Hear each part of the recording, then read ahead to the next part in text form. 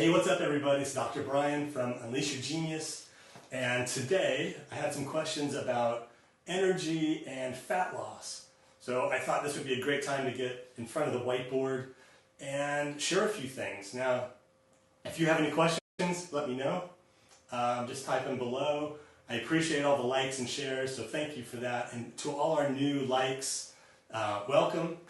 Now, before we get started, I just wanted to let you know that I'm going to show you the keys to obtaining more energy for yourself and fat loss. I think those two are really combined. Now, the key to doing this is by managing your macronutrients, which we're going to discuss.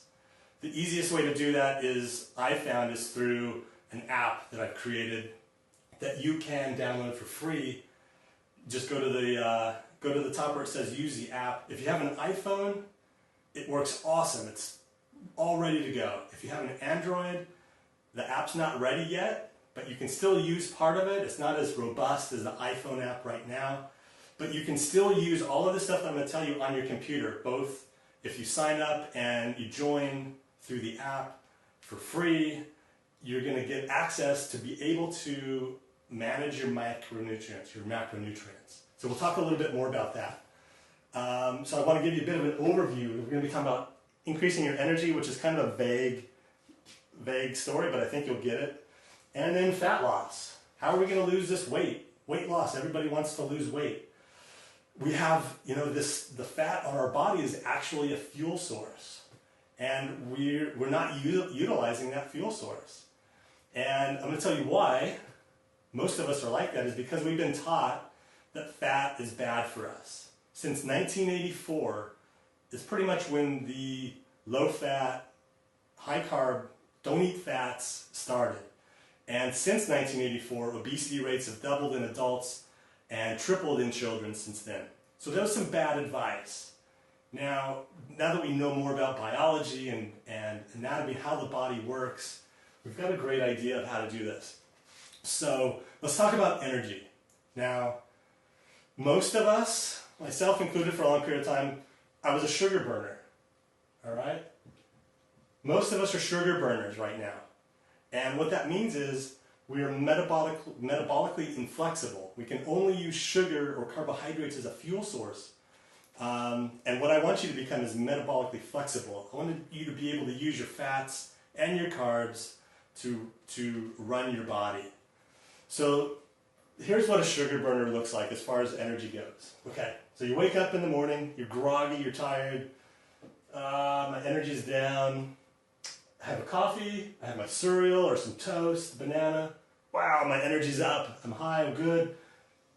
Brain fog, 9 in the morning, I need my tea, coffee, I need, need a snack. Okay, great, I'm good. High energy, brain fog's gone. A few hours later, crash. Lunchtime, don't talk to me, I'm hangry. All right, you get the picture? 3 p.m., I crash again. I need my Snickers bar so I'm not hangry. And then nighttime, dinner, and then we push ourselves way too far, Netflix, Facebook, and then we get a little bit of sleep, and then we do the whole thing again. And it's that cycle of no energy, high energy, up and down, up and down. So what's happening in your body here is your body's running on sugar. It's running on carbohydrates. And what that means is sugar and carbs are a really cheap and easy fuel source. I'll talk about that in a minute, but you burn sugar really quickly. So here you go. You have your toast in the morning and your coffee.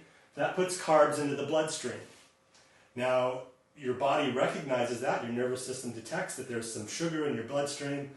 It doesn't like that. So it releases insulin from your pancreas, and insulin's job is to take the sugars out of the bloodstream and put it into the cells. And then the cells, it puts the sugar carbs into the cell puts it into ATP, creates from the mitochondria. Sorry, getting a little nerdy there. But the insulin in your body released takes the sugars into the cells. That's what we really need to know. Now, when insulin is released, no fat burning can be happening. Insulin shuts off all of the fat burning, and it's more, insulin is a building. It's going to build and store for later.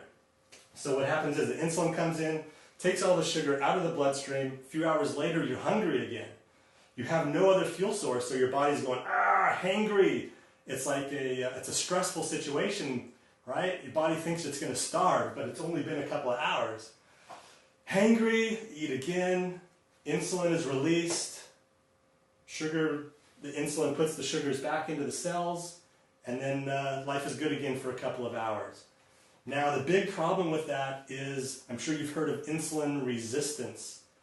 So insulin is a hormone, and all hormones are like the boss. They tell people what to do, right? So hey, sugar, get into that cell. And so the cells listen, open up, insulin puts the carbs in there. After a while, the cells don't want to listen to insulin anymore. So it becomes resistant to insulin, so there's more sugar in the bloodstream. The body has to release more insulin and yell a little bit louder to get that sugar and carbs into the cells. Over a period of time, you start to become insulin resistant. That leads to type 2 diabetes. So that is what most of us are headed towards. That's the standard these days. And type 2 diabetes is the gateway to chronic disease, heart disease, cancer, diabetes. So that's what I want to avoid with you. Here's the other option. All right, so now let's say you're a fat burner. You wake up, pretty energized, you're feeling good, light, energy, all through the day. Nighttime, you sleep. There's no hangry. You might have a coffee here. You might have a lunch, a nice dinner, but you're not hungry at all throughout the day. You might start to feel like you could eat something, but you don't have those highs and lows, and there's very minimal insulin released. This is where your body is metabolically flexible to where if you're not ingesting any carbs, your body has the ability to produce that glucose through this thing called gluconeogenesis, which means that your body can produce its own sugars, its own glucose through the proteins, either the protein that you eat that's in your bloodstream, or it can take it from other reserves, like from your muscles, which you want to avoid that. And the other way is by your own body, this is the best way, using your fat stores. When your liver uses fat, it breaks it up, and the byproduct of those fatty acids is a ketone. Your body loves ketones just as much as it loves sugar, especially your brain. Your brain requires about 150 grams of glucose a day to run, but if you've got ketones in your body, your brain only needs about 50 grams a day, and you can easily supply your body with that. So that's all well and good. All right, so how do we control this? How do we manipulate this? And this is where the app comes in. This is where a little bit of calculation comes in. So I'm going really quickly. I'm trying to do this in under 5 minutes. It's probably going to be under 10 minutes, but if you have any questions, I'd love to talk to you about this. So the macros. Your macros are your fats, proteins, and your carbohydrates. Now there's good and bad fats, there's good and bad proteins, and there's good and bad carbohydrates. We'll talk about that later, but what I want to give you the big picture of is that we're going to regulate how many carbohydrates get into our body. We're going to regulate the protein, and then the healthy fats are going to fill up the most of our diet. So we don't need to count calories right now. If you want to really slim up, get really cut with your abs, just really decrease your body fat, if you're a model or an actor or, you're getting paid to have, you might want to count your calories. We can talk about that, but right now, controlling your carbs and increasing your healthy fats is going to switch you into fat burning mode. So this process takes a little bit of time. So I want you to imagine if you have a car, you've got this fuel source, cheap fuel source, and it burns really nasty. The sugar is like a really cheap fuel. The sugar is like the diesel fuel, right? And it's blowing out as black soot. The ketones and the fats are a really healthy anti-inflammatory. They're a clean fuel.